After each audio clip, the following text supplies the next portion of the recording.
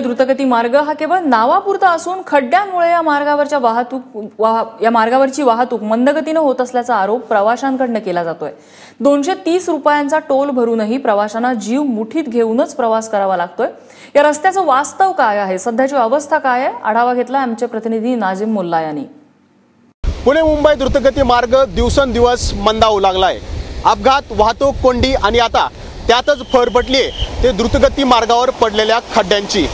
द्रुतगती मार्गावर खड्डे पडल्यानं अशा पद्धतीनं द्रुतगती मार्गासाठी जी यंत्रणा आहे ते यंत्रणेचे हे कामगार जे पाहतोय आपण वाहनांना वेग मंदावण्यासाठी सूचना करतायत। त्याबरोबरच गो स्लोचे बोर्ड देखील या ठिकाणी आहेत। गो स्लोच्या बोर्डवरतीच लाल दिवे देखील लावण्यात आलेले आहेत। या ठिकाणचे हे खड्डे आपण पाहू शकतोय, भले मोठे खड्डे आहेत। रस्त्याची अक्षरशः चाळण झालेली आहे। कुणीही हा द्रुतगती मार्ग आहे यावरती विश्वास ठेवणार नाही। वेळोवेळी या द्रुतगती मार्गावर आकारण्यात येणाऱ्या टोलवरती प्रवाशांनी आणि सामाजिक संस्थांनी आक्षेप घेतलेला आहे।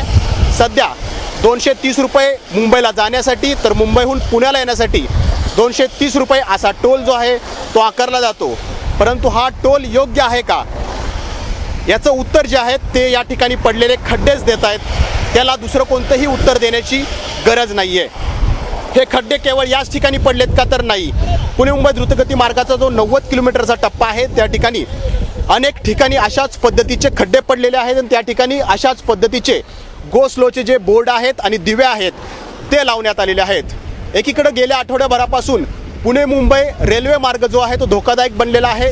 त्यावरती दगडी कोसळत आहेत, तर त्याचे ट्रॅक जे आहेत ते खचलेले आहेत आणि त्यातच द्रुतगती मार्गाची ही अवस्था जी आहे ती अतिशय भयानक आहे। त्यामुळेच पुणे मुंबई द्रुतगती मार्ग आता मंदावलाय, ते हे खड्डे अधोरेखित करतायत। कॅमेरामन तुषार ननावरेसह नाजिम मुल्ला, एबीपी माझा एक्सप्रेसवे।